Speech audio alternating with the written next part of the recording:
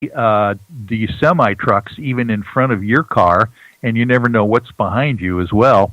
We come over this rise, and down the way we see these multiple flashes of emergency lights, and come to find out there are giant semi trucks across the highway sideways, and no one's getting through either north or south. And so Grant and I are sitting there wondering how long it's going to be before we can get the road cleared, if possible, when eventually a medevac helicopter lands on the road right next to our my Isuzu Trooper.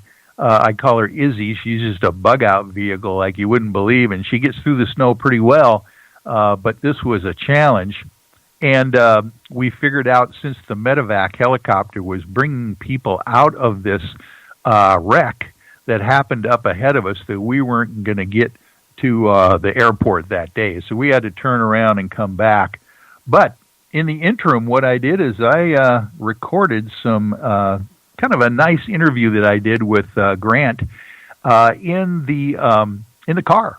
Him and I just sitting there discussing the conference that we just came from, the Caribou Paracon. So I thought what I'd do is try to play that for you and see if we can share this with the folks out there in my viewing audience, and see if this will come across nicely on the radio. Let's see here. There we go. Radio show and carpool karaoke.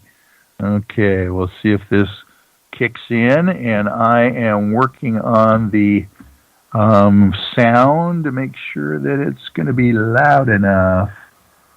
See if we can pull this off here. I think you'll enjoy this interview with Grant. This is fun because Greg Cameron and I, the paranormal lawyer, Michael W. Hall, are stuck here on 97 freeway south of 108 Mile House in Canada, because there's a massive automobile crash involving looks like a semi-truck and a motorhome and another truck. And there is at least a mile or more line behind us, just waiting for a tow truck to maybe clear part of the road here. But what a fortuitous event. Yeah, it's interesting. Let's talk about the conference. What do you think of the conference? Oh, the conference was fascinating to me. I really enjoyed it.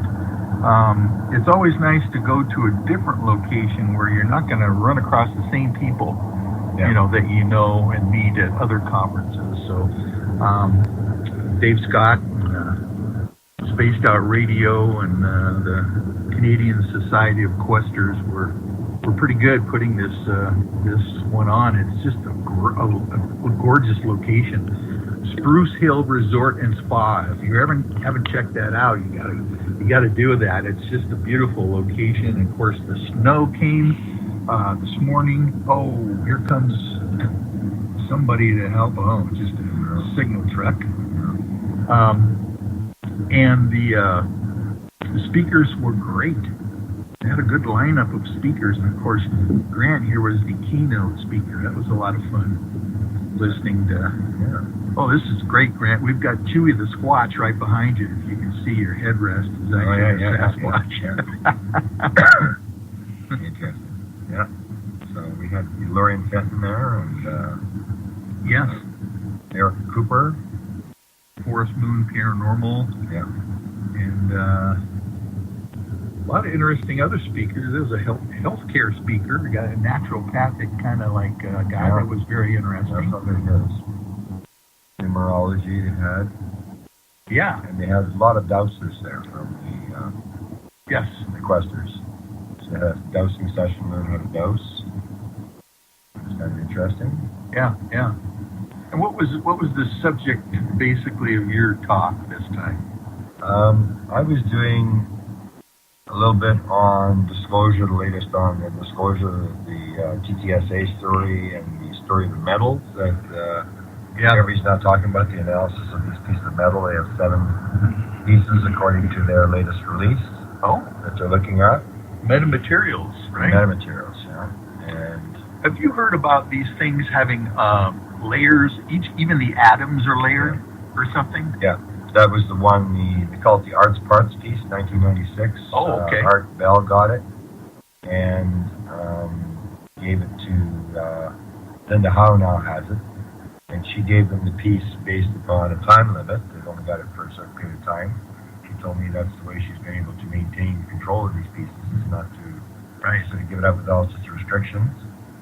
And so that's the one, it's 27 pieces. But the point I was pointing out in my speech was that if you look at all the pieces, and I know a lot of pieces that are around, I know some of the pieces that they have, there's no 2 pieces that are the same.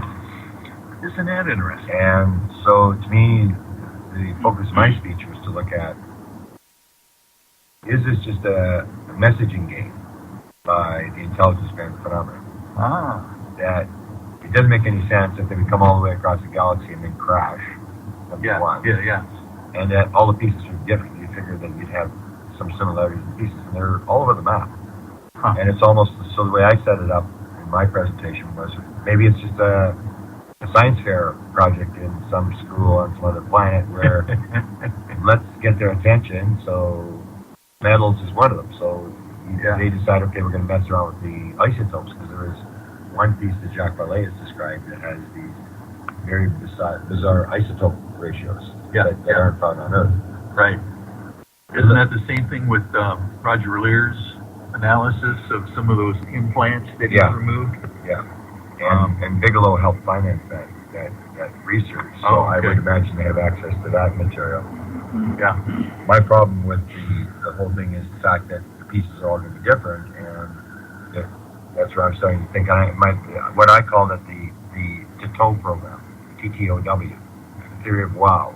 And maybe that's all it is that there you go. Because in the end, it's really not going to tell you too much. There's the layered piece, this 27 layers, magnesium bismuth period piece, that they believe that they can bombard with terahertz energy and it will float.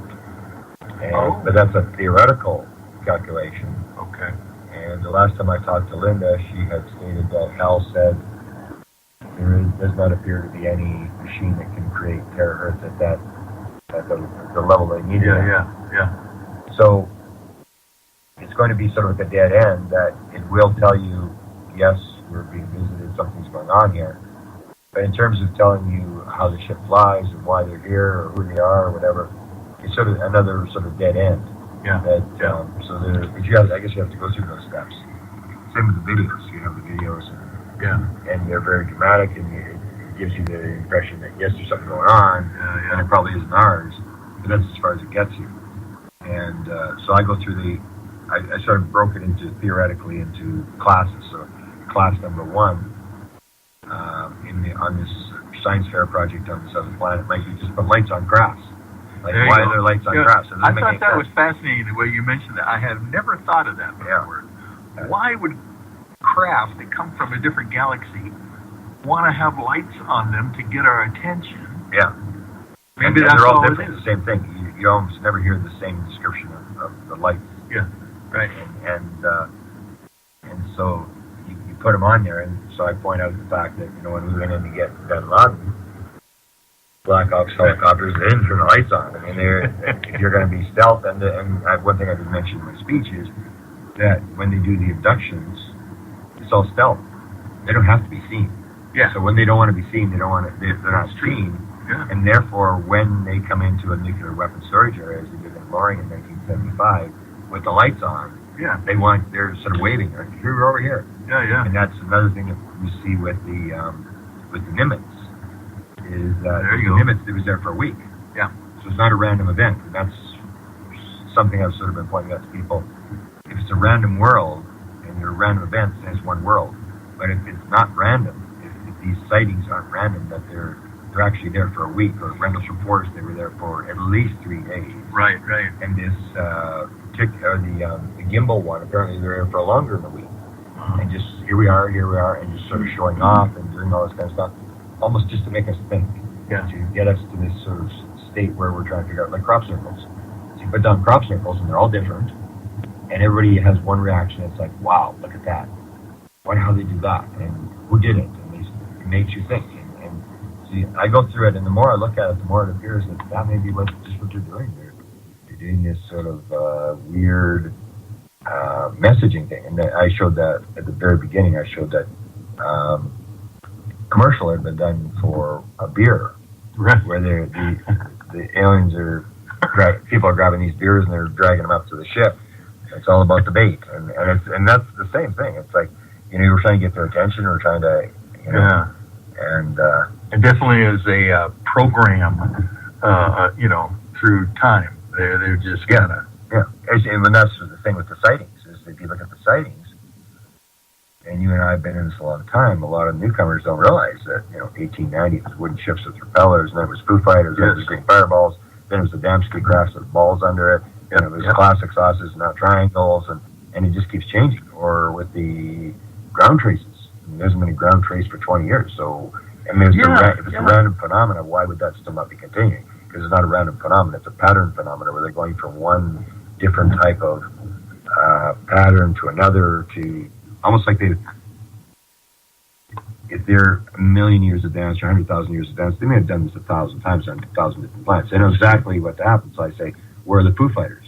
Well, they're on another planet that's 100 years behind us, and then they're going to send in the green fireballs, and they're going to send in the Damsky people, and then they need another Ted Phillips on that other planet to figure out the trace evidence. Oh, fascinating stuff. Yeah. And it starts to make a little bit of sense when you see that, and you get to the upper levels where what I say that you have to talk to is the people that are closest to the phenomena, who are the experiencers who claim to be interacting with the phenomena. Yes. Here comes another ambulance. Actually, that might be the same one. It went back that way, and now it's coming back again. Wonder what's going on. Maybe they had they didn't have enough time to take a victim back to a hospital.